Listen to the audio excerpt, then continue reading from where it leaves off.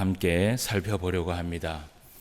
이 에스라의 이름의 뜻은 여호와께서 도우신다라는 이름의 뜻이 담겨 있습니다. 오늘 제목을 학사 겸 제사장 에스라다라고 얘기를 했는데, 이 에스라는 학사이기도 하지만 오늘 이 7장 1절에서 5절까지의 말씀에 보면 그의 족보가 나옵니다. 보통 이 한 사람을 이야기할 때 이 족보를 그렇게 길게 얘기하지 않는데, 이 에스라는 이 족보에 대해서 굉장히 중요시 여기는 것 같아요. 특별히 5절 말씀에 보면 대제사장 아론의 16대 손이다 라고 말씀을 하고 있지요. 그래서 이 에스라는 제사장의 자손, 제사장의 후손이다 라는 것을 우리가 말씀을 통해서 보게 됩니다. 이 에스라에 대해서 기록한 내용은 사실은 오늘 우리가 본문을 본 이 7장부터 사실은 시작이 됩니다. 그렇다면 이 1장부터 6장까지는 어떤 말씀을 하고 있느냐? 이것은 하나님께서 고레스 왕을 통하여서 그 고레스 왕을 감동시키고, 그리고 이 이스라엘 백성들을 그 바벨론의 포로기 그 70년 후에 이제 하나님께서 이 이스라엘 백성들을 귀환하기 위하여서 하나님께서 은혜를 베풀어 주시는데, 이 1장부터 6장까지가 어떤 내용이냐 하면 포로기 제1차 귀환기에 대해서 기록을 한 것입니다. 그래서 여러분, 우리가 이 6장과 7장 사이에는 약 몇 년의 이 갭이 있냐 하면 약 80년의 기간이 흐르게 됩니다. 그러니까 사실은 6장 후에 이 7장까지 오는 그 기간이 사실은 긴 시간이지요. 그리고 80년 후에 이제 이 에스라에 대해서 이야기를 하고 있습니다. 여러분, 7장 1절 말씀에 보면 뭐라고 되어 있냐 하면 2일 후에라는 말을 하고 있습니다.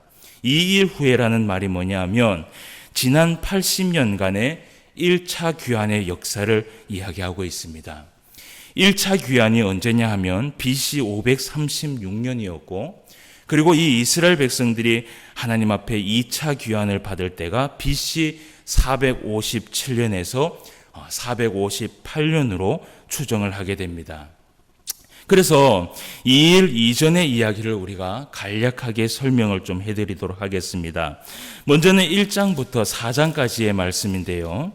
이 1장부터 4장까지의 말씀에 보면 1차 귀환 당시에 제일 먼저 이 이스라엘 백성들을 누가 지도해서 데리고 왔냐 하면 수룹바벨이라는 이 사람이 지도를 해서 1차 귀환을 시작하게 됩니다. 1장 1절 말씀에 보면 바사왕 고레스 원년에 여호와께서 예레미야의 입을 통하여 하신 말씀을 이루게 하시려고 바사왕 고레스의 마음을 감동시킴에 그가 온 나라에 공포도 하고 조소도 내려 이르되 라고 얘기를 합니다. 그래서 이 당시에 고레스 왕은 이스라엘 백성들에게 귀한 명령을 내리게 됩니다. 다 돌아가라. 돌아가고, 동시에 이 고레스 왕이 무엇을 선포하냐 하면 예루살렘 성전에 가서, 그 예루살렘에 돌아가서 성전을 건축하라고, 하나님의 그 성전을 건축하라고 명령을 내리게 됩니다. 그래서 성전을 지을 수 있는 물자까지 사실은 이 이스라엘 백성들에게 다 주게 된 것이지요. 그래서 그 물자를 다 받아가지고 이 이스라엘 백성들이 예루살렘에 도착을 했습니다. 그런데 그것도 사실은 잠시였어요. 먼저 하나님 앞에 영광을 돌리기 위하여서 성전을 지으려고 마음을 먹었는데, 성전을 지으려고 시작을 했을 때 방해꾼들이 일어났습니다. 나라의 귀족들이 관리인들에게, 그러니까 어떻게 보면 나라의 공무원들이죠. 이 공무원들에게 뇌물을 주면서 성전을 지을 계획을 완전히 무산시켜 버리는 것이 이 1장에서 4장까지 말씀에 나오게 됩니다. 그리고는 이 이스라엘 백성들이 적어도 이렇게 누군가 방해꾼이 일어나게 되면 하나님 앞에 기도하고 또 하나님 앞에 매달릴 필요가 있는데, 이 이스라엘 백성들이 그 방해꾼들의 그 한 번의 방해로 인하여서 하나님 앞에 한 번도 기도해보지도 않고 완전히 낙심하게 됩니다. 그 낙심을 하게 되고 이들이 성전을 짓겠다고 가지고 온 그 물자는 다 어디에 썼느냐? 자기들의 집을 짓기 위해서 다 써버리게 되지요. 그래서 이 이스라엘 백성들이 사실은 1차 기환 때에 다 돌아와서 하나님의 성전을 짓는 것이 목적이었는데 그 성전을 짓지 못하게 됩니다. 그 성전을 짓지 못하고 몇 년이 흘러가느냐? 15년이라는 시간이 지나가 버려요. 여러분, 그때 이 4장과 5장 사이에 누가 등장을 하느냐 하면 바로 학개 선지자와 스가랴 선지자가 등장을 합니다. 이때에 학개 선지자가 나타나서 이 이스라엘 백성들에게 이야기하기를, 여러분, 이 학개 선지자는 나이가 이 당시에 90세가 넘는 사람이었습니다. 이 90세가 넘는 이 노인이 이 바벨론으로, 사실은 이 그 학개 선지자는 바벨론으로 잡혀가고 그리고 포로 생활을 하고 귀환까지 모든 것을 경험한 선지자가 바로 이 학개 선지자죠.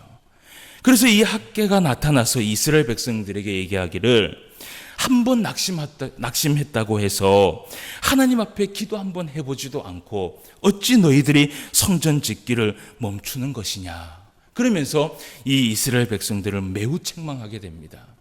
여러분, 이 학개 이 그 성경을 읽어보면요, 물론 이 그 조금 완화가 돼서 성경이 기록됐지만 사실은요, 히브리어 원문에 보면 이 학개가요 조금 거칠게 이야기하는 것을 볼 수 있어요. 그러니까 이 이스라엘 백성들의 잘못된 것을 책망하고 또 책망을 하는 것이지요.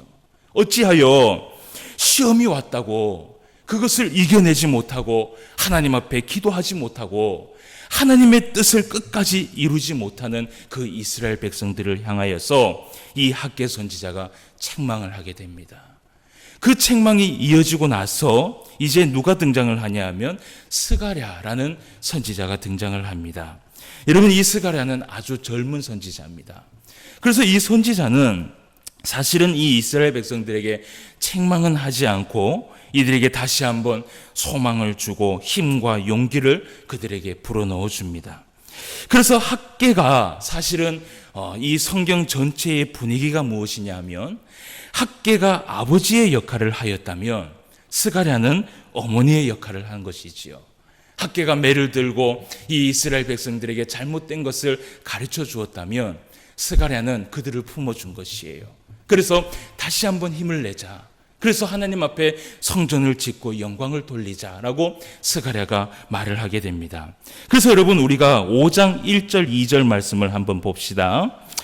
5장 1절 2절 말씀에 보면, 선지자들 곧 선지자 학개와 이또의 손자 스가랴가 이스라엘의 하나님 이름으로 유다와 예루살렘에 거주하는 유다 사람들에게 예언하였더니, 이에 스알데엘의 아들 수룹바벨과 요사닥의 아들 예수아가 일어나 예루살렘에 있던 하나님의 성전을 다시 건축하기 시작하며 하나님의 선지자들이 함께 있어 그들을 도왔다. 아멘. 예. 이것이 바로 15년 만에 이루어진 일이죠. 그래서 이 사이에 이제 이 학개와 스가랴 사이에 또 어떤 사건이 있었냐면, 사실은 에스더라는 그 사건이 또 이 사이에 끼어 있었습니다. 그러니까 사실은 이 에스라가 나타나기 전까지 많은 세월이 지났다는 것을 우리가 보게 되지요. 그리고 이 일 후에 이제 에스라를 통하여서 하나님께서 바벨론 2차 귀환을 하나님이 시작하게 하십니다. 그래서 에스라를 설명하기를 오늘 7장 6절 말씀을 우리가 한번 보도록 하겠습니다. 7장 6절 말씀에 보면 이 에스라에 대해서 이야기를 하는데, 이 에스라가 바벨론에서 올라왔으니 그는 이스라엘의 하나님 여호와께서 주신 모세의 율법에 익숙한 학자로서 그의 하나님 여호와의 도우심을 입음으로 왕에게 구하는 것은 다 받는 자이더니라고 얘기를 합니다. 여러분, 오늘 우리가 이 에스라에 대해서 좀 말씀을 나누려고 그 배경 이야기를 좀 했습니다. 이 에스라를 설명하기를 오늘 뭐라고 얘기하냐 하면, 이스라엘의 하나님 여호와께서 주신 모세의 율법에 어떻게 한 사람이라고요? 익숙한 학자였다라고 얘기를 합니다. 여러분, 익숙하였다라는 것은요, 능통했다라는 것이에요. 그만큼 이 에스라는 하나님의 말씀을 많이 읽었던 사람이고, 그리고 무엇보다도 이 에스라는요, 하나님의 말씀을 읽을 뿐만 아니라 순종한 사람이었어요. 그 말씀을 순종하고, 그리고 이 에스라는 또 가르칠 수 있는 능력이 있었던 사람입니다. 그리고 오늘 또 이 6절 말씀에 얘기하기를 왕에게 구하는 것은 모든 것을 받을 만큼 이 에스라는 왕에게 신임을 받은 자였다라고 얘기를 합니다. 여러분, 이때 당시에 이 에스라가 하는 일이 무엇이었냐 하면 왕 옆에서 법률을 담당하는 자문위원이었습니다. 여러분, 그만큼 이 에스라는요, 뛰어난 사람이었어요. 그래서 에스라가 2차 귀환 당시에 이 이스라엘 백성들과 이 함께 이 예루살렘에 온 이유가 있었는데요. 그 이유는 단 한 가지였어요. 오늘 7장 10절 말씀을 우리가 한번 봅시다. 에스라가 여호와의 율법을 연구하여 준행하며 율례와 규례를 이스라엘에게 가르치기로 어떻게 해요? 결심하였었더라. 아멘. 에스라가 이스라엘 백성들과 이 2차 귀환을 한 이유는 바로 여기에 있었던 것입니다. 이 에스라는 이 이스라엘 백성들이 하나님 앞에 다시 일어서고, 그리고 이 이스라엘이라는 이 나라가 하나님 앞에 바로 세워지기 위해서는 이 에스라는 한 가지를 딱 집중했던 것이에요. 이 이스라엘 백성들과 이 이스라엘 나라에 필요한 것은 하나님의 말씀밖에 없었다라는 것을 이 에스라는 굳게 믿고 있었던 것이에요. 그래서 여러분, 이 에스라는요, 자신의 그 명예도 다 내던지고 그 하나님의 말씀을 이 이스라엘 백성들에게 가르쳐야 되겠다라는 그 오직 하나의 사명을 붙들고 예루살렘에 오게 되는 것이에요. 여러분, 성도라면 사실은요, 이 에스라처럼 이런 믿음이 있어야 합니다. 여러분, 우리 안에 어떤 믿음이 있어야 되냐면요, 사람이 일어서고 사람이 일어나고, 그리고 가정이 일어서고 교회가 일어서고 나라가 일어서기 위해서는요, 거기에는요 하나님의 말씀밖에 없다라는 것을, 그 믿음을 굳건히 서고 있어야 되는 것이에요. 에스라는요, 이것 하나만 딱 보고 2차 귀환 때 자기의 모든 명예를 다 버리고 이스라엘 백성들과 함께 온 사람이었어요. 그래서 이 에스라가 마음속에 생각하기를 이스라엘 백성들을 구원시킬 수 있는 것, 이 나라를 다시 회복시킬 수 있는 것은 하나님의 말씀밖에 없다. 그 말씀을 가르치는 그 일 외에는 다른 것이 없다라고 생각한 사람이 바로 에스라였던 것이죠. 그래서 여러분, 우리가 늘 우리의 마음에는 이 믿음이 중심이 되어야 됩니다. 내가 하나님 앞에 살아나고, 교회가 하나님 앞에 살아나고, 나라가 하나님 앞에 살아나고, 가정이 하나님 앞에 살아나려면요, 말씀의 회복밖에 없는 것이에요. 믿으십니까? 말씀의 회복밖에 없어요. 하나님의 말씀이 그 영혼에게 들어갈 때 그 영혼이 살아나는 것이고, 하나님의 말씀이 그 가정에 들어갈 때 가정이 굳건하게 설 수 있는 것이에요. 하나님의 말씀이 교회의 중심이 되고 그것이 바탕이 될 때 교회는 든든하게 서가는 교회가 되는 것입니다. 그래서 여러분, 우리가 항상 무엇이든지 간에, 여러분, 우리가 예배를 드릴 때도요, 사실은 모든 순서가 다 있지 않습니까? 그런데 제가 신학교에서도 배울 때도 이 예배의 모든 순서는 하나도 빠짐없이 하나님 앞에나 또 우리 성도들에게는 정말 중요한 순서라고 저는 신학교에서 배웠어요. 그런데 그 중에서 가장 중요한 것이 무엇이냐? 하나님의 말씀을 듣는 시간.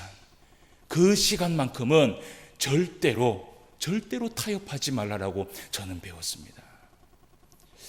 그래서 여러분, 이 에스라는요, 오직 이 믿음 하나만 붙들고 이스라엘 백성들을 데리고 예루살렘에 간 것입니다. 그런데 여러분, 이 에스라가 이스라엘 백성들을 2차 귀환하고 난 후에 이 이스라엘 백성들에게 한 일이 무엇이냐? 느헤미야와 함께 하나님의 율법의 말씀을 이들에게 읽어주고 가르쳐주고 지키게 하는 것이었습니다. 여러분, 우리가 그 말씀을 좀 확인해 보도록 하겠습니다. 느헤미야 8장 8절 말씀을 한번 가봅시다. 느헤미야 8장 8절 말씀. 에스라하고 느헤미야하고 이 이스라엘 백성들에게 한 일이 무엇인지 우리가 한번 찾아서 읽어봅시다. 8장 8절 말씀을 다 같이 한번 읽어봅시다. 하나님의 율법책을 시작. 하나님의 율법책을 낭독하고 그 뜻을 해석하여 백성에게 그 낭독하는 것을 다 깨닫게 하니. 아멘. 예. 하나님의 그 율법책을 낭독하고 그리고 그 뜻을 해석하여 주고 그리고 백성에게 그 낭독한 것을 어떻게 해요? 다 깨닫게 하였더라 라고 얘기를 합니다. 여러분, 이것이요 누가 이야기한 것이냐면요 바로 모세가 신명기 31장 9절에서 13절까지의 말씀에 이 이야기를 했습니다. 모세가 죽기 전에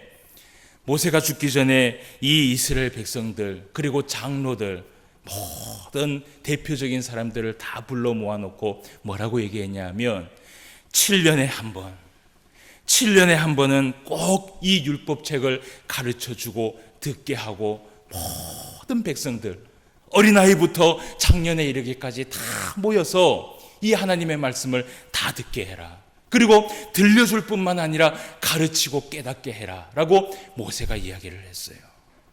근데 여러분, 이 모세가 이 유언을 하고 이 일이 성경 가운데 있었느냐? 여러분, 한 번도 있지 않았습니다. 물론 여호수아가 비슷하게 한 번 하기는 했어요.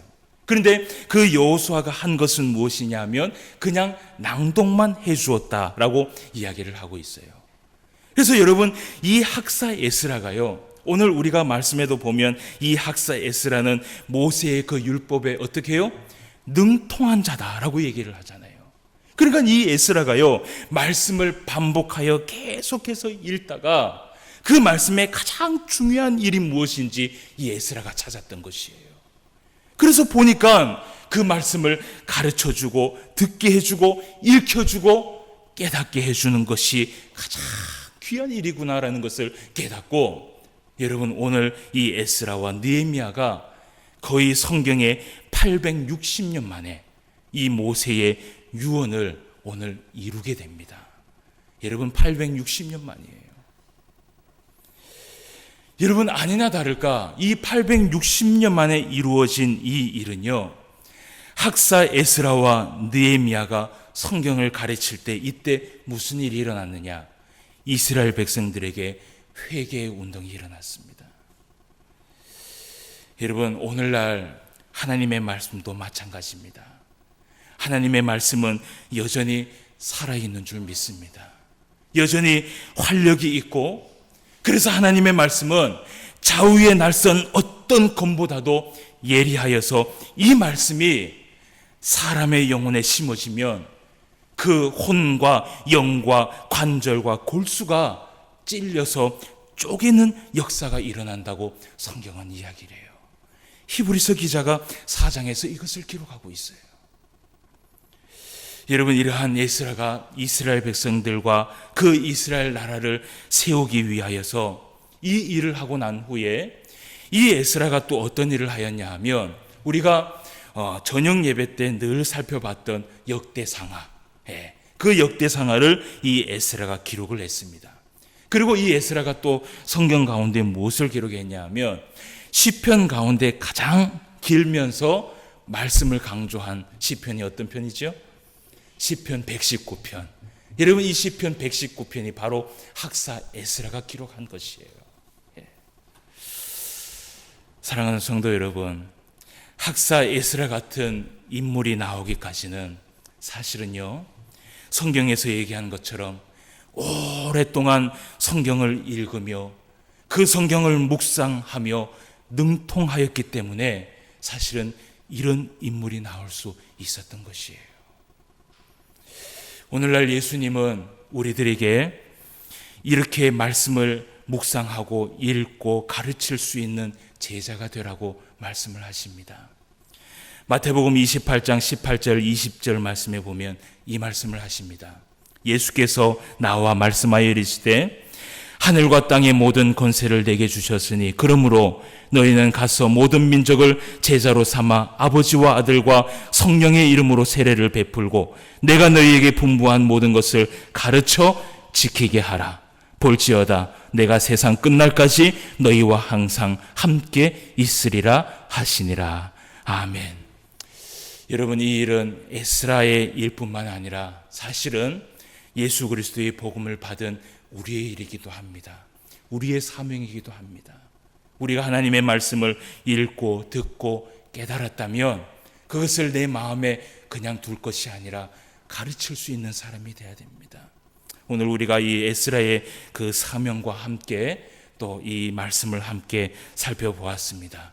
오늘 이 사명을 우리가 가지고 있다면 여러분, 오늘도 하나님의 그 말씀을 전할 수 있는, 그 하나님의 말씀을 많은 이들에게 이야기할 수 있는 그러한 참된 제자의 길을 걸어가는 저와 여러분 되시기를 주님의 이름으로 축원함을 드립니다. 다 같이 기도드리겠습니다. 하나님 아버지, 은혜를 감사함을 드립니다. 오늘은 학사 에스라에 대해서 우리가 말씀을 함께 살펴보았습니다.